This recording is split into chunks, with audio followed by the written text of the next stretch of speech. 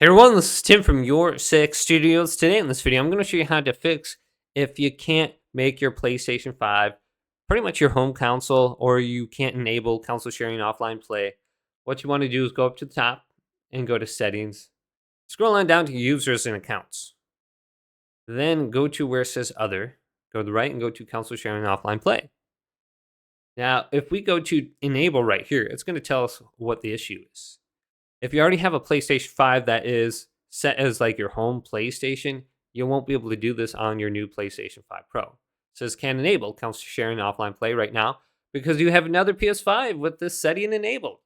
So you have to go to your other PlayStation 5, go to this section right here, and there should be a big option to disable it and unenable it on your old PlayStation 5. Then come to your new PS5 Pro and then go to enable, and it should allow you to go ahead and do this option now. And this will allow you to share PlayStation Plus to every other account on your PlayStation.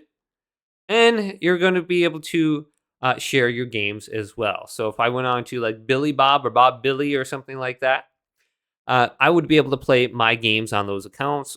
And I would be able to play online because I'm sharing PlayStation Plus. And I would be able to play those games offline. So if I lost internet on my PS5 Pro right now, I wouldn't be able to play my games at all. Everything would be locked. So it's kind of sucks when you have a PS5 and a PS5 Pro. They should have those separated. But hopefully this video did indeed help you out. If it did, leave it a big thumbs up. And subscribe to my channel down below for more tech up videos coming up next on Your Six Studios.